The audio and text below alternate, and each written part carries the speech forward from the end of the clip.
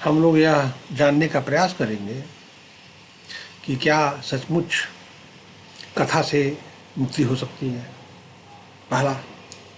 दूसरा, क्या झूठ से मुक्ति हो सकती है, यह भी जानने का प्रयास करेंगे, क्योंकि पौराणिक झूठ से भी मुक्ति बताते हैं, झूठ से भी मुक्ति बताते हैं। जैसे मैंने एक वीडियो में पहले बताया था कि बुद्ध के बारे में झूठ बोलते हैं, पौराणिक अपने किताबों में बुद्ध के बारे में झूठ बोलते हैं। जैसे भागवत पुराण, मत्स्य पुराण, अन्य पुराणों में, अग्नि पुराण, इनमें अलग अलग वर्णन, अलग अलग तरीके से वर्णन किया गया है। ठीक है। इनका कहना है कि वह असुरों को मोहित करने के लिए भगवान का अवतार हुआ, भगवान विष्णु का अवतार है वो, और असुरों को मोहित करने के लिए हुआ, वेद मार्ग से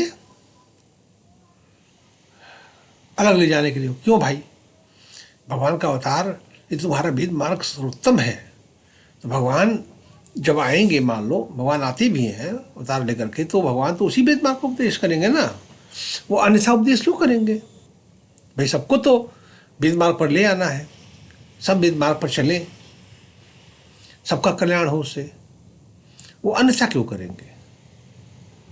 वह वेद मार्ग के इतर उपदेश क्यों करेंगे भगवान होकर के? वेदों का विरोध क्यों करेंगे? यज्ञों का विरोध क्यों करेंगे? भाई दुर्बुद्धि भी हो, भाई तुम ही कहते हो कि दुर्बुद्धि भी, महापापी भी यदि कथा सुनता है भगवान की, तो वह उसकी मति बदल जाती है, वह मुक्त हो जाता है, तुम बताते हो।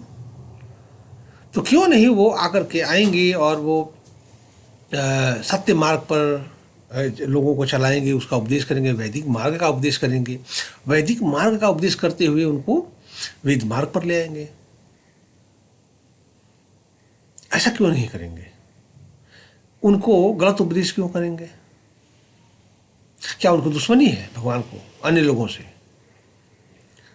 जो अन्य है लोग, प्रकार की बुद्धि भेद वाले, बुद्धि भेद है, बुद्धि भेद तो है, सब में है। मुंडे मुंडे मथिर मुन्ना, अलग अलग मुंड है, अलग अलग भेद है, तो भेद तो है।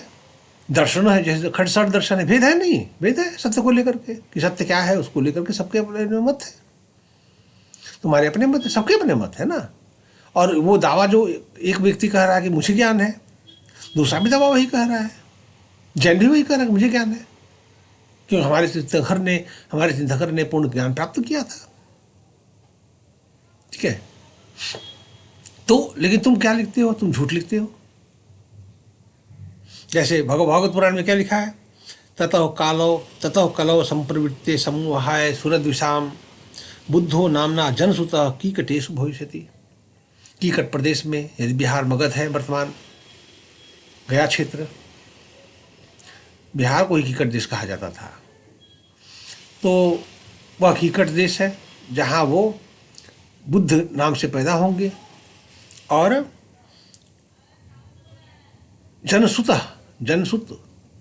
अजन नाम से, अजन के घर में उनके पुत्र के रूप में पैदा होंगे, ये तुमने लिखा।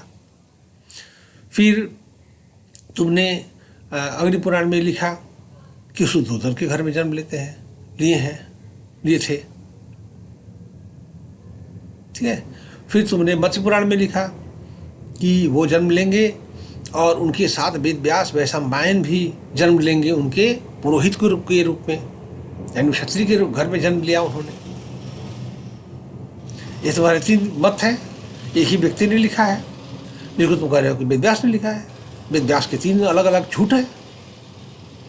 वेद व्यास 3 तरह के झूठ लिखते हैं, कितने बड़े झूठे हैं वो। तो ऐसे झूठे जो ऐसा झूठ लिख रहा हो और इतना जो विद्वेषी हो, जिसके अंदर इतना विद्वेष हो, वह दूसरे को मुक्त कैसे कर सकता है? अच्छा, सत्य यह भी है कि असुर ज्यादा है, तो उपनिषद कहती है कि असुर ज्यादा है, आसुरी जो प्रवृत्तियां हैं लोगों के भीतर ज्यादा है, क्योंकि लोगों के भीतर वासनाएं ज्यादा है, अहंकार है, काम क्रोध मोह मद है, ये नैसर्गिक प्रवृत्तियां हैं उनकी, हर मनुष्य के भीतर होती है, देवताओं के भीतर भी होती है, ये दैत्यों के भीतर भी होती है। तो बहुसंख्यक तो असुर ही है, और वो जो कथावाचक है वो कथावाचक खुद ही असुर है, उनमें ही ये सारी बातें हैं, उनमें ही आसुरी भेद है, आसुरी भाव है। पैसे के लिए कथा कहते हैं, त्याग है नहीं, भोगवादी प्रवृत्तियां हैं, राजा के पीछे जयकार करते हुए चल जाते हैं, राजनीतिक प्रोपेगेंडा करते हैं ना। तो यही आसुरी संपत्ति है। मिथ्या अहंकार है, मिथ्या अहंकार है, झूठ बोलते हैं, झूठ फैलाते हैं, और साथ में वो क्या कहते हैं उसको, अंधविश्वास की फैलाते हैं, जादू टोना फैलाते हैं। ऐसे बहुत सारे कथावाचक आ गए हैं जो वही कर रहे हैं, उनका वही धंधा है। जैसे प्रदीप मिश्रा जैसे कथावाचक शिव पुराण कहता है, वो क्या कहता है, जादू टोना अंधविश्वास फैलाता है। बागेश्वर धाम अंधविश्वास फैलाता है। कौन देवकी निरंतर ठाकुर है, वो भी अंधविश्वास फैलाता है। उसी प्रकार से एक और है लौंडा है, लौंडा है, वृंदावन में रहता है, वो भी फैलाता है। क्या नाम है उसका, याद नहीं आ रहा मुझे। ऐसे बहुत सारे अंधविश्वास फैलाते हैं। मुरारी बाबू कथावाचक अंधविश्वास फैलाता है। भाई जो अस्पताल में शादी कराता हो वो दैत्य ही होगा, वो ब्राह्मण थोड़ी होगा, ये ब्राह्मण होगा वो। तो सवाल ये नहीं है कि तुम ये झूठ फैला रहे हो, तुमको यह है बताने के लिए कि नहीं उतना महान व्यक्ति जो है हमारे यहाँ तो पैदा नहीं हुआ, वैदिक धर्म में वो बाहर पैदा हुआ, और वैदिक धर्म का वो विरोध कर रहा है, वो वेदों के देवताओं का विरोध कर रहा है, वो ब्राह्मणों का विरोध कर रहा है, वो जाति व्यवस्था का विरोध कर रहा है, वर्णाश्रम व्यवस्था का विरोध कर रहा है ना। तो व्यक्ति जो है इतना महान, और उसके फॉलोअर्स बहुत सारी दुनिया में है, बहुत बड़ा धर्म है वो। तो तुमको लगा वो समान आदमी तो होगा नहीं, भगवान ही होगा। कि तुम्हारे भगवान के क्राइटेरिया में ऐसे प्रभाव मंडल वाला व्यक्ति ही भगवान होता है, तो भगवान हुए। लेकिन अब वो तुम बताओगे कि वो दो ही चीज़ें तुम्हारे भीतर हो गए, ये बुद्ध और वो बुद्ध। जो हमारे बुद्ध हैं वो अलग थे, ये बुद्ध अलग है, ये बताने का प्रयास करोगे। और फिर उनके जो है उनका जो मंदिर है वो मंदिर जो है विष्णु का मंदिर बना लोगे। दैत्यों की तरह तुम जो है हमला करोगे, उनके बौद्ध विहार तोड़ोगे, मंदिर तोड़ोगे। तो तुम्हारी प्रवृत्ति क्या है? तुम्हारी प्रवृत्ति लौकिक है, संसारिक है, तुम भौतिकवादी हो, तुम अध्यात्म थोड़ी है तुम में। तो तुम कैसे मुक्त लोगों को कर दोगे? सवाल है ना। जब ऐसा झूठ तुम फैला रहे हो, और मैं इस झूठों के बारे में बहुत सारा बता चुका हूँ, पहले भी बता चुका हूँ वीडियो में, कि ये लोग झूठ का फैलाते हैं, झूठ फैलाते हैं, तमाम तरह के झूठ। अच्छा, कथा किसकी कही जाएगी? ईश्वर की कही जाएगी। तो ईश्वर की कथा कैसे कहोगे? जब ईश्वर निराकार है तो उसकी कथा कैसे कहोगे? फिर कथा कहोगे जो मैनिफेस्टेड है, जो प्रकट हो गया। प्रकट क्या हुआ? जीव, उसे निकला जीव, जीव उसका स्वरूप है, जगह जगह जीव है। वही जीव जो पूर्णता प्राप्त करता है वही गुरु हो जाता है, वही बाद में कहता है कि मैं भगवान हूँ, है वही अवतार अपने को, भाई गुरु ही अवतार है। भाई गुरु ही सारे अवतार हो गए ना, जितने भी अवतार हैं वो गुरु ही तो हैं। और कौन है? 24 पैगंबर है, 24 जो है जैन धर्म में जो उनके गुरु हैं, वो क्या है? मनुष्य थे, गुरु बने। अब भगवान महावीर है, तीर्थंकर भगवान महावीर भगवान है ना।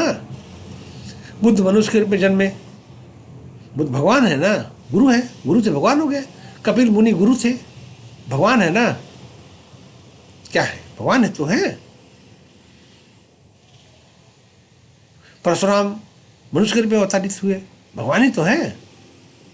तो मनुष्य ही भगवान होता है, ये कहो ना, ये बताओ लोगों को कि ये साफ साफ स्पष्ट लोगों के सामने ये बात रखनी चाहिए कि जो व्यक्ति अपनी आत्मशक्ति का उत्थान करके उसके वैभव को प्राप्त करता है, वह ईश्वरत्व को प्राप्त करता है। ईश्वर पूर्ण ज्ञान संपन्न है, तो जिसके अंदर उस प्रकार का ज्ञान संपन्नता, पूर्ण ज्ञान है जिसके अंदर, वह ईश्वर के समकक्ष है ना। जिसके अंदर वैसा बल है वह भी ईश्वर के समकक्ष है। ऐश्वर्य है वैसा, वह भी ईश्वर के समकक्ष हो जाएगा। जो अष्ट सिद्धियां और 9 निधियां जिसके अंदर हो गई, वह ईश्वर के समकक्ष हो जाएगा। वह ऋषियों को प्राप्त हो जाता है, गुरुओं को प्राप्त हो जाता है। रामकृष्ण परमहंस जो है, रामकृष्ण परमहंस का जो है रामकृष्ण मठ में, बेलूर मठ में और तमाम जो भी मठ हैं, वहाँ उनके मंदिर हैं, उनकी ही पूजा होती है। और उन्हें रामकृष्ण मिशन के लोग उन्हें अवतार मानते हैं और कहते हैं कि वो पूर्ण अवतार है, मतलब राम और कृष्ण से आगे की बात है, ये कहते हैं ना। उनकी पूजा हो रही है अवतार के रूप में, तो उनके गुणों के कारण हो रही है। उनमें वह गुण थे जो इधर के वर्षों में उस प्रकार का कोई व्यक्ति नहीं हुआ जो सभी धर्मों से सेल्फ रियलाइज्ड हो, सभी धर्मों पर चल करके उसके अनुसार सेल्फ रियलाइजेशन इसने किया हो और उनका एकत्व स्थापित करता हो। वो सभी धर्मों से पर चल करके वह एकत्व स्थापित करता है वो व्यक्ति, जिससे भगवान ही हुआ। उसी प्रकार से वैष्णव है, उनके भगवान कृष्ण है। वो पहले 7 तत्वों के गुरु थे, पहले राजा थे, 7 तत्वों के गुरु बने। गुरु बनकर के अपने को प्रोपेगेंडा किया, उन्होंने अपने को प्रख्यापित करने का प्रयास किया। फिर बाद में प्रख्यापित तो नहीं हुआ, उस समय किसी ने नहीं माना कि तुम भगवान हो, ठीक है। खुद व्यास के शिष्य ने, रोमहर्षण ने नहीं माना कि तुम वेद व्यास हो, भाई तुम भगवान हो, ये भगवान के रूप में प्रख्यापित करते। जब वो नहीं माना रोमहर्षण ने, तो इन्होंने रोमहर्षण का वध कर दिया, क्योंकि ये नान वैदिक थे और वेद व्यास के शिष्य मानते थे कि ये नान वैदिक है, वेद का ये मत नहीं है। और फिर वेद व्यास में उनकी हत्या के बाद वेद व्यास ने उसको लिखा, उसे सातत मत के और पांचरात्र मत के भी सिद्धांत के खिलाफ लिखा, उन्होंने सूत्र लिखे उन्होंने। तो इसका अर्थ है कि तुम वेद बाह्य थे, तुम तांत्रिक फांत्रिक तरीके से अपना मतन बना रहे थे, हालांकि विष्णु की तो पूजा करने का प्रयास करते थे। सातवती पहले से जो सातवत था नाम का राजा, वो उसने अपना एक पद बना लिया था और वो विष्णु को पूजा करता था। फिर वहीं से परंपरा चल पड़ी सातवतियों की, यही तो सत्य है ना। फिर बाद में तुमने महाभारत लिखा और महाभारत लिखकर के उसमें प्रख्यापित करने का प्रयास किया, ठीक है। महाभारत का शिल्प ऐसा नहीं बताता कि महाभारत का लेखक जो है इतना विद्वान आदमी है कि वह भगवद गीता जैसा का दर्शन लिख पाएगा। उतना दर्शन लिखने की क्षमता, उस प्रकार से समाहित करने की क्षमता उसमें नहीं थी, ठीक है। और भगवद गीता में ब्रह्म निर्वाण मृक्षिति जैसे शब्द हैं, तो ये निर्वाण शब्द वैदिक लेक्सिकॉन का शब्द नहीं है, वैदिक शब्द कोश में नहीं आता। तो सीधी बात है कि बुद्ध के बाद का लिखा हुआ है। चाहे 4th सेंचुरी में जब जो 4th सेंचुरी जो पुराना जो महाभारत का जो भी सबसे पुराना संस्करण होगा वो बुद्ध के बाद का है, 200-400 साल बाद का है। उसके बाद आपने लिख करके उसमें घुसेड़ दिया। उसके सबसे पहले व्याख्याकार आदि शंकराचार्य हुए। लेकिन ये आप झूठ जो निकाल रहे हो वो बताते नहीं हो लोगों को। तो आपने कृष्ण को एक स्थापित किया, मतलब एक राजा जो खुद ही बहुत सारी परेशानियों में पड़ता है, जिसका जन्म ही बहुत ही अशुभ होता है, किसी तरीके से उसके प्राण बचते हैं। फिर वह व्यक्ति अपने चीज़ों को स्थापित करता है, छोटा मोटा एक राज्य, उस राज्य स्थापित करके उस राज्य के लिए कितने स्तरों पर वो गिरता है, ठीक है, गिरता है ना। लेकिन चलो उसके अंदर कुछ ज्ञान की बात है, कुछ विशेष बात है जो उस समय लोगों के अंदर नहीं थी, विशेष मेधा थी, विशेष क्षमता थी। तो उसने अपने गुरु को प्रख्यापित, अपने को गुरु के रूप में प्रख्यापित किया। वो शुरू से ही वो जो महाभारत काल में भी वो अपने को गुरु के रूप में पेश करने का प्रयास करता था और उस समय जो उपस्थित जो आचार्य थे उनकी अनदेखी करता था। तो कृष्ण जिस समय थे उस समय वेद व्यास विद्यार्थी की अनदेखी उन्होंने किया। वेद व्यास वहाँ उपस्थित थे, पूरे महाभारत के प्रसंग में वेदव्यास से कोई उनकी वार्तालाप है? नहीं है। ये बताता है कि वो व्यक्ति उसकी उनकी अनदेखी कर रहा है। वो वैदिक मत वाले थे, ये नॉन वैदिक थे, इनका अपना तंत्र मंत्र चल रहा था। ठीक है, तो ये जो चीज है हमको इस बात को समझना होगा। तो ये हमें, मेरा सवाल है कि इस प्रकार के झूठ जो है के द्वारा क्या सत्य की उपलब्धि हो सकती है, क्या ईश्वर की प्राप्ति हो सकती है? ठीक है, एक तो ये चीज हो गई। दूसरी, तुम सगुण उपासना कहते हो, तो तुम्हारी सगुण उपासना, जो सगुण ईश्वर है, उसका जो स्वरूप है वो कितना सीमित है।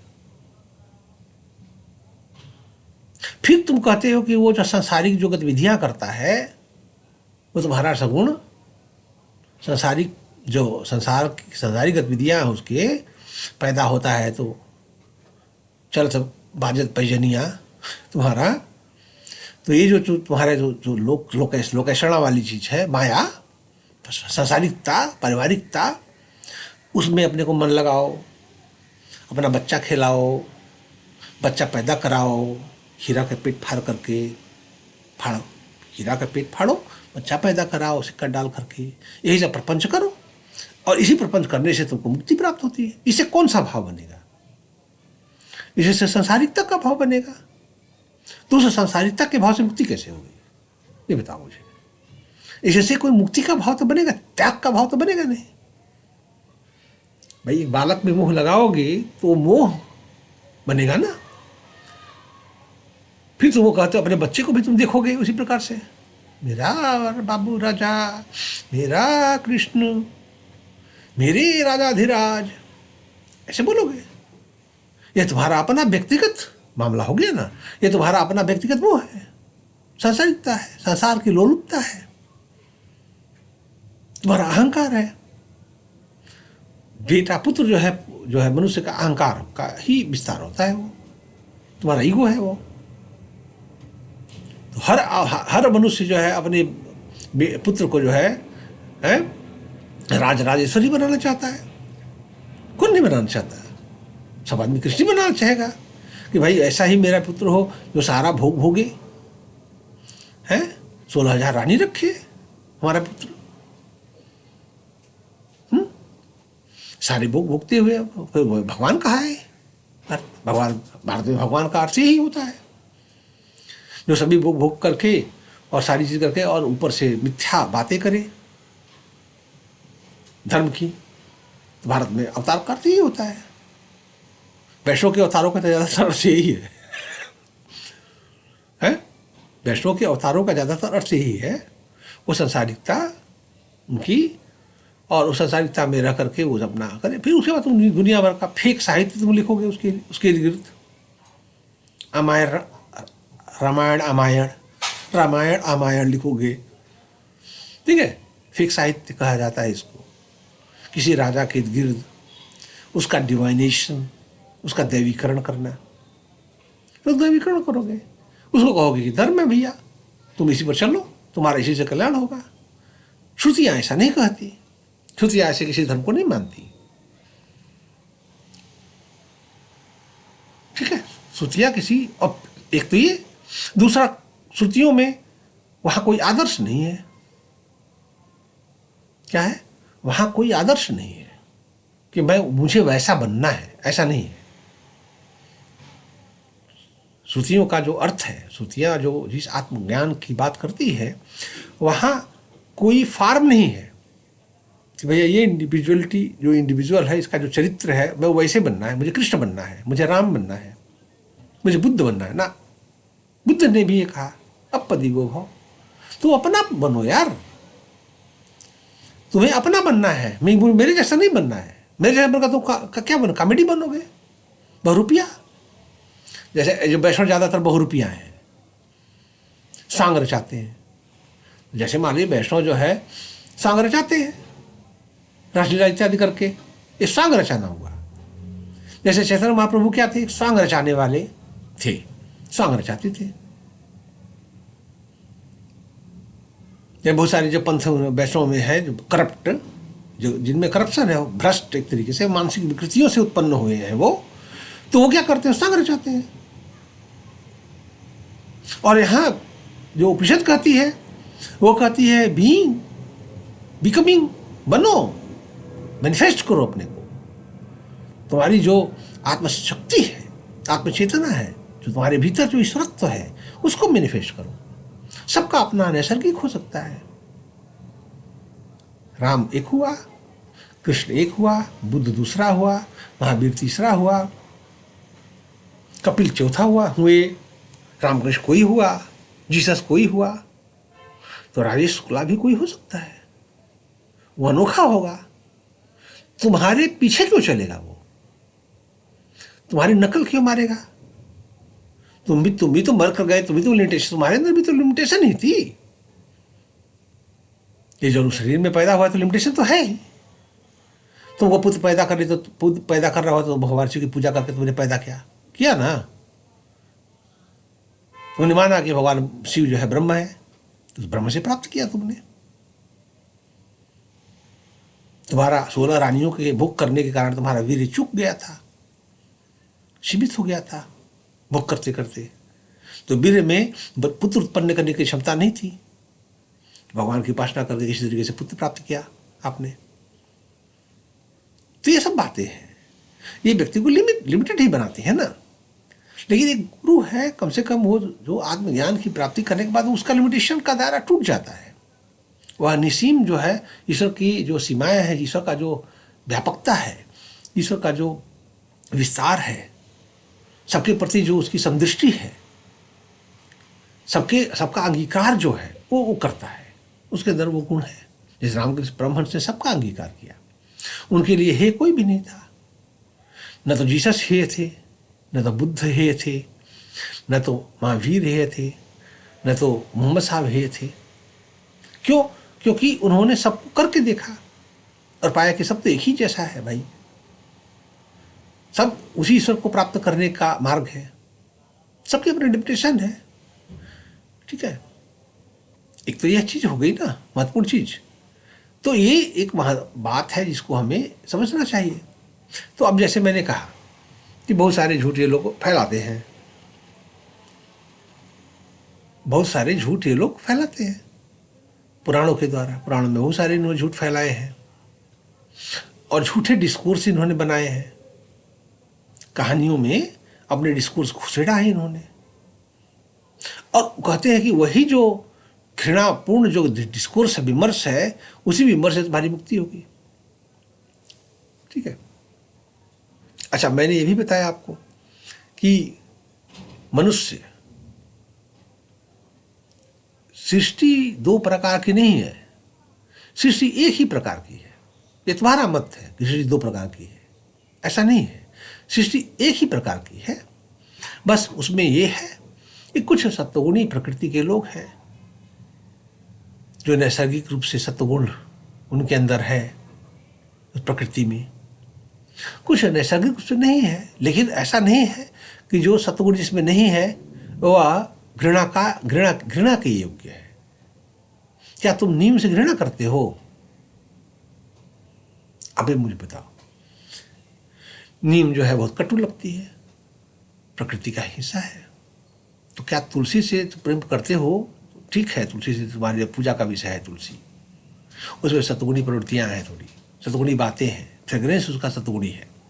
ठीक है, मतलब मन को भाने वाला है।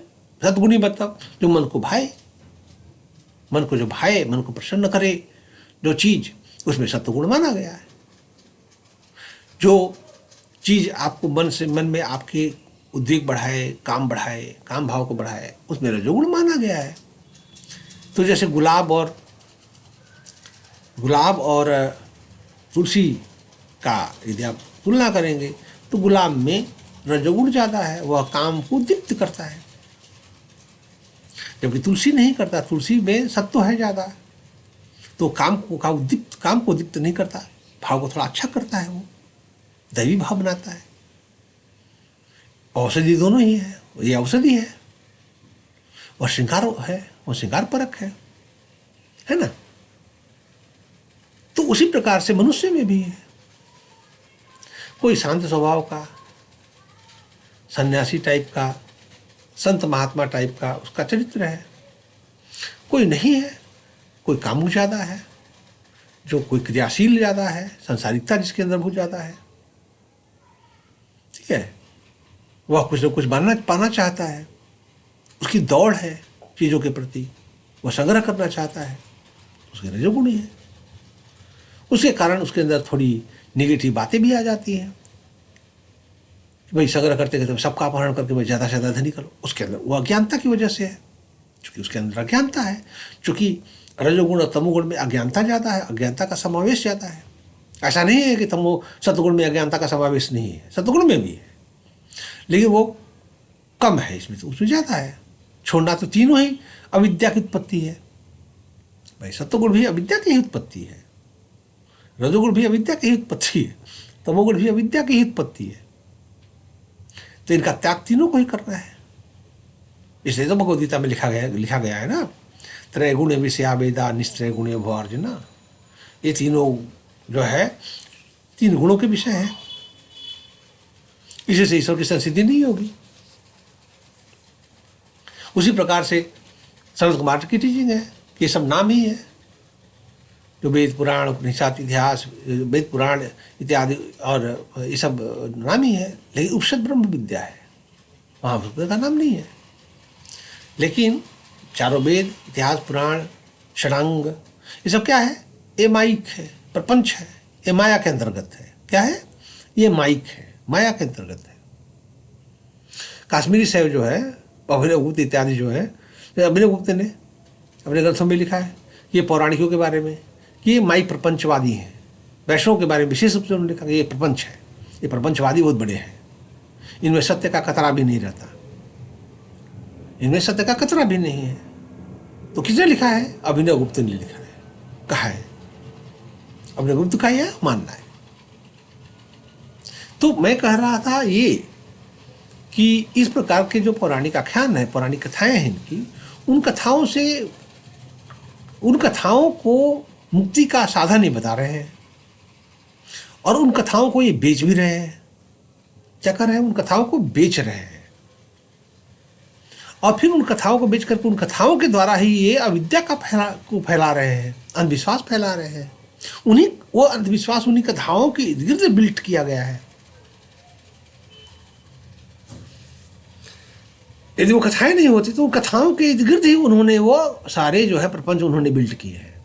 जो उनका अविद्या है और अज्ञानता है, जो वैष्णव ने बिल्ट किया है, वह उसी पुराणों के इर्द गिर्द बिल्ट किया है। और वो कथाएं फेक है।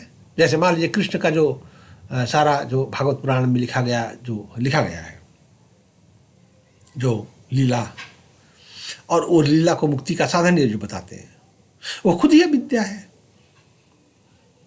और ये इनकी रचना है। ये इनका अपना मानसिक परवर्जन है, मेंटल परवर्जन है, सांसारिक मेंटल परवर्जन एक तरीके से है। और सांसारिक मेंटल परवर्जन को ही ये दैवी बनाना चाहते हैं। इसको दिव्य बना करके देखो, बच्चा खिलाओ, उसको दिव्य बना कर देखो कि तुम भगवान का बच्चा खिला रहे हो। हद है। अच्छा, ये तुमको पुराने पुराणों में नहीं मिलेगा। ये लीला जो है महाभारत में भी नहीं मिलती। तो ये कब लिखा इन्होंने? ये लीला लिखी इन्होंने 8वीं-9वीं शताब्दी में, और लिख करके फिर बाद में महाभारत के भीतर खिल अंश घुसा दिया इन्होंने। क्या किया? खिल अंश घुसा दिया, उसमें भी लिखा।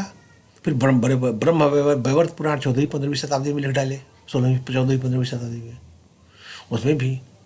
तो ये बाद में राधा नहीं तो राधा बना लिए। इस प्रकार से इनका पसारा है अविद्या का, इनकी माया का। माया मोहवादी एक्चुअली यही है।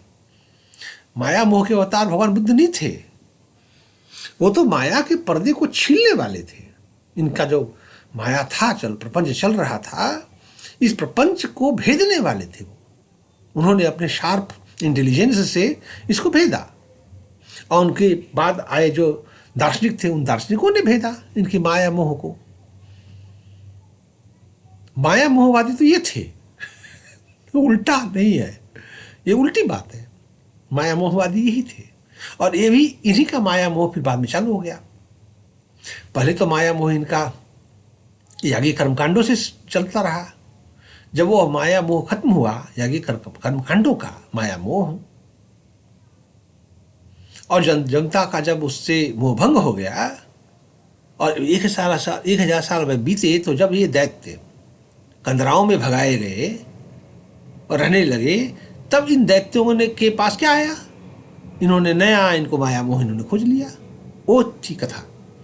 कथा एक नया मोह, नया प्रपंच जाल था। क्या था? नया प्रपंच जाल। और इन्होंने कहा कि इसी प्रपंच से अब मुक्ति होगी लोगों की। यज्ञ से तो हो चुकी, पहले यज्ञ से मुक्ति जो हो रही थी वो तो हो चुकी, तो अब कर्मकांड से मुक्ति नहीं हो पाएगी, ज्ञान से मुक्ति अब होगी। तो इसलिए क्या लिखा है भागवत पुराण के प्रारंभ में? ये लिखा है कि ये जो कर्मकांड है और पूजा, ये सब चीज़ें जरूरत ही नहीं है, नाम ही पर्याप्त है। नाम जब भी पर्याप्त हो जाएगा। नया माया मोह है ये नाम जप। नाम जो है नया माया, नाम ही प्रपंच है यार। उपनिषदों में नाम को ही प्रपंच कहा गया है। अब उसी प्रपंच से मुक्ति बता रहे हैं। नाम को ही उपनिषदों में प्रपंच कहा गया है और उसी प्रपंच को ये प्रपंच से मुक्ति बता रहे हैं। अब तो अब नाम जो है मुक्ति का हेतु हो गया। तो एक नाम नहीं, सहस्र नाम। मैंने पहले वीडियो बनाए थे कुछ, तो उस वीडियो काफ़ी अच्छे वीडियो थे, उसमें बहुत क्रिटिकल अप्रोच भी बहुत सारी चीज़ों का था।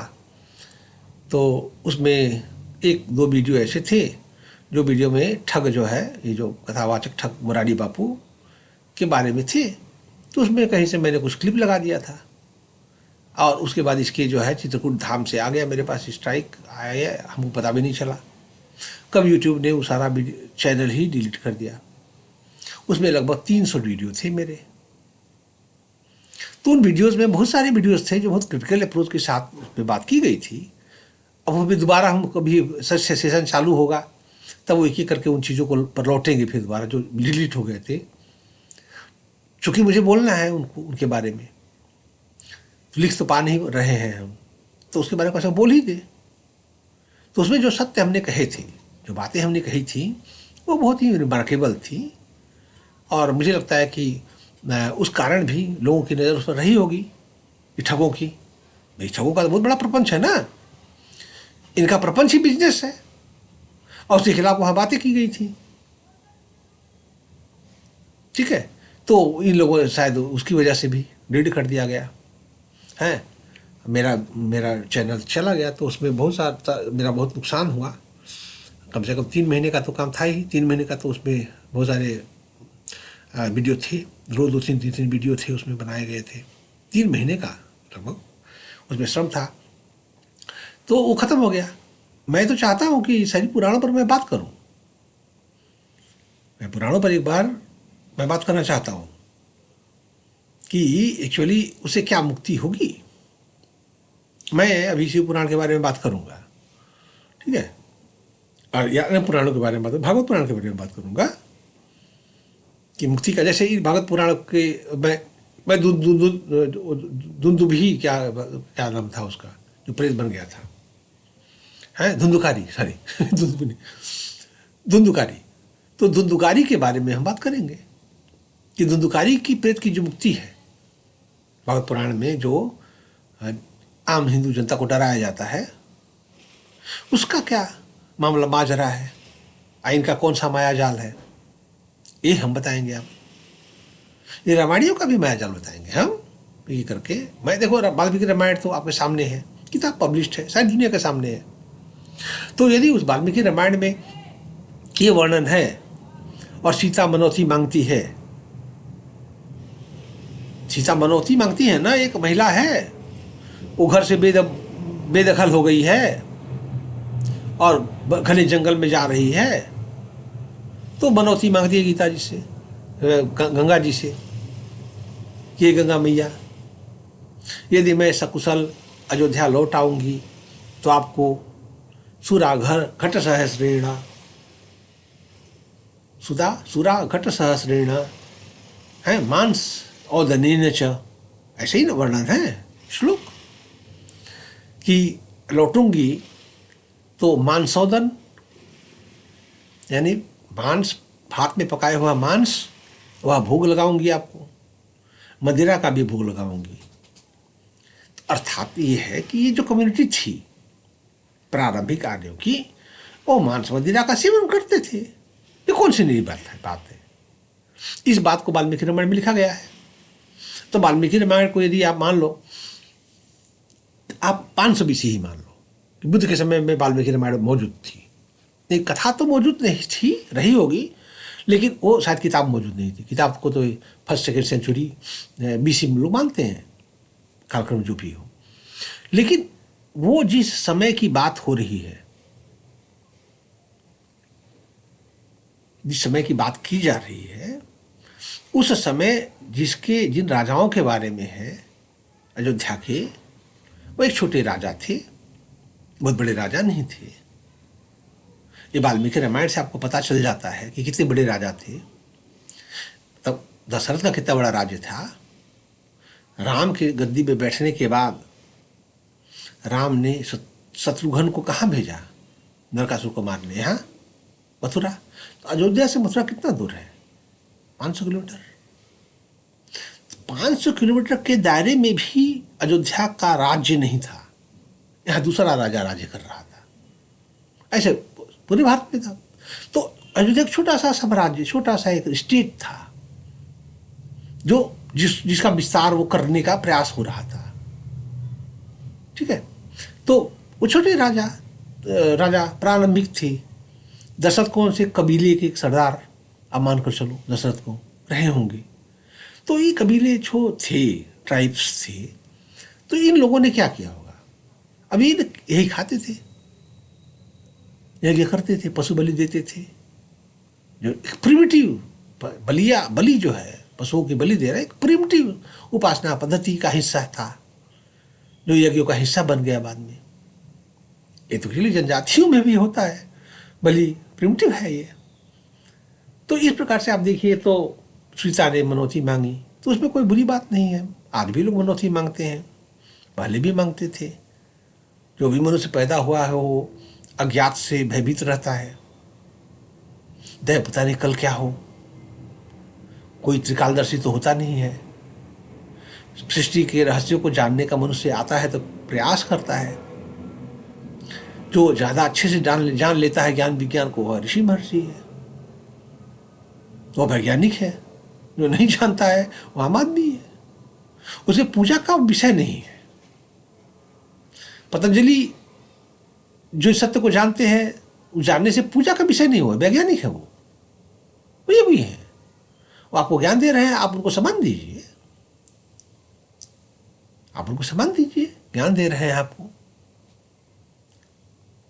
आप पूजा भी करिए, आप कोर्स कीजिए पूजा।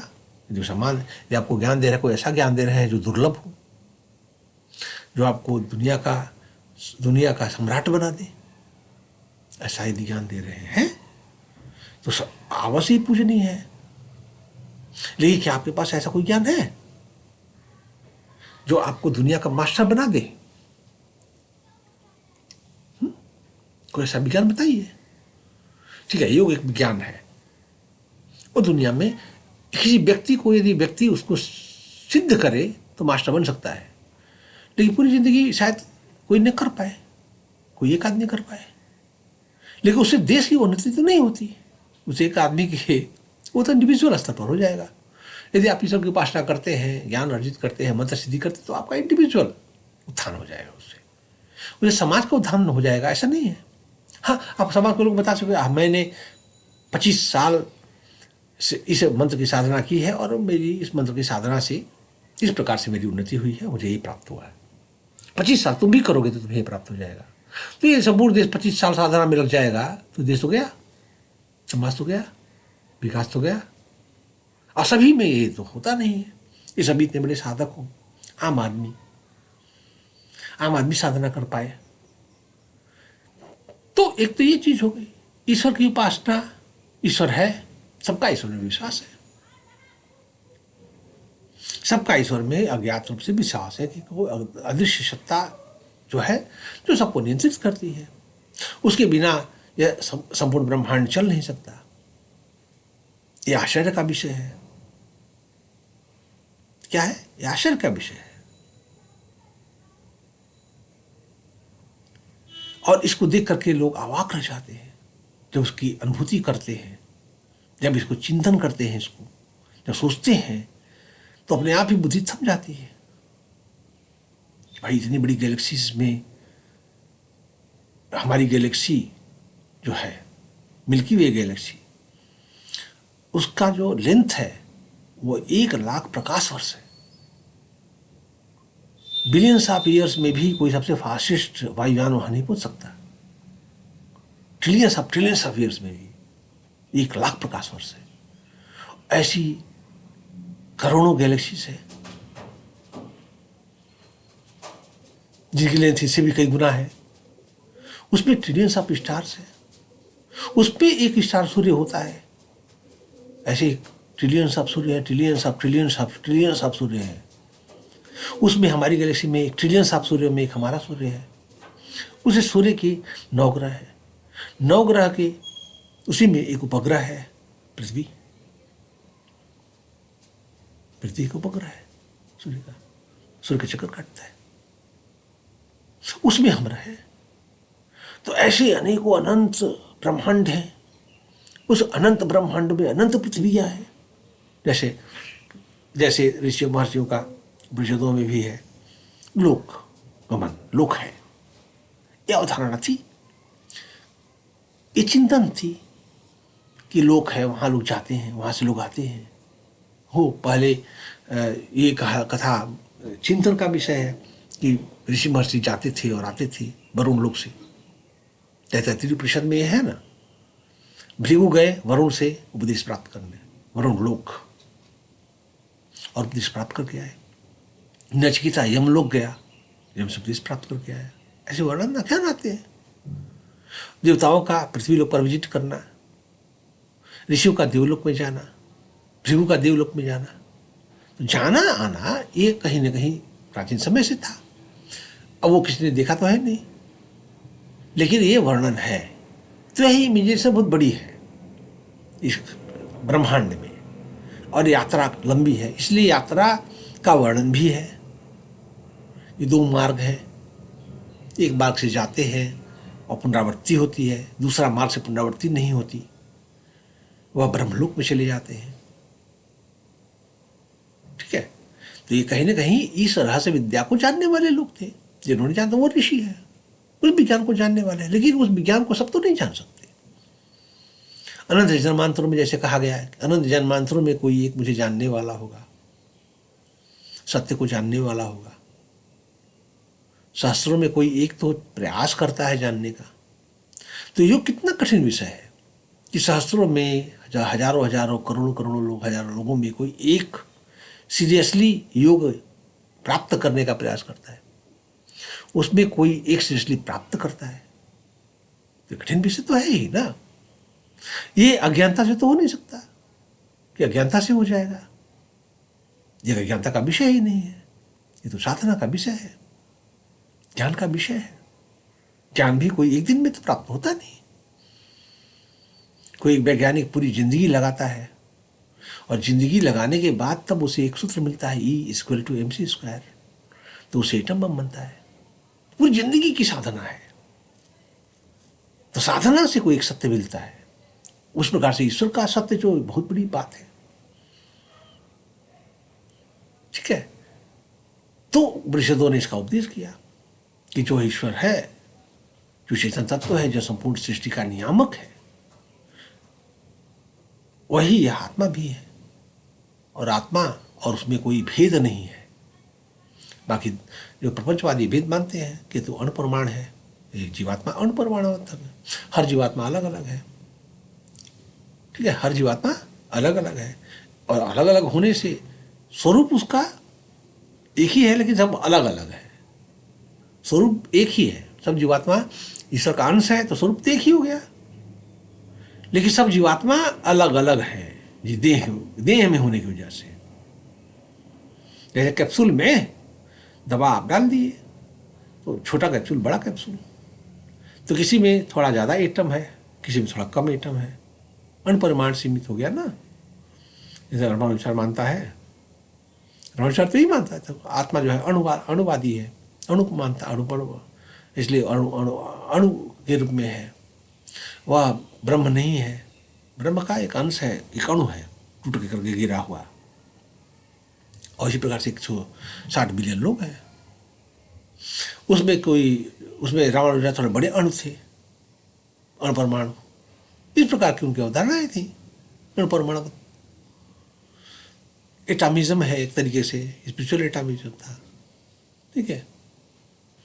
तो ये सब चीज़ें हैं, वो अज्ञानता का विस्तार है, अज्ञानता है, अपने संप्रदाय बनाने के लिए कपूर संख्या अपना बना लेते हैं कुछ न कुछ सिद्धांत, तो उसी सिद्धांत से परे है वो। विज्ञान में, क्वांटम मैकेनिक्स में अनसर्टेनिटी का एक सिद्धांत है। तो अनसर्टेनिटी का सिद्धांत कहता है कुछ भी निश्चित नहीं है, उसके स्वरूप का रियलिटी को जानना आसान नहीं है, क्योंकि वो रियलिटी ही जो उसका जो रियल नेचर है कोर में, वो अनसर्टेन है। कैसे पता चलता? कोर में जो है। तो इसलिए टाइम और स्पेस का जो कंसेप्ट है, टाइम और स्पेस के अंतर्गत जो कोई चीज है, सत्ता है, उसके चरित्र को भी नहीं जाना जा सकता।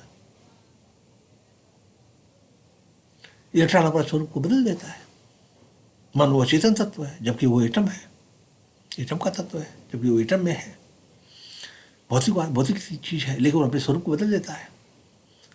जब उसके बीच लाइट जो है उसको पास की जाती है, उसके आसपास से फेंका जाता है, तो वो सचेत अवेयरनेस है उसमें, वो अपना रास्ता बदल लेता है, ठीक है।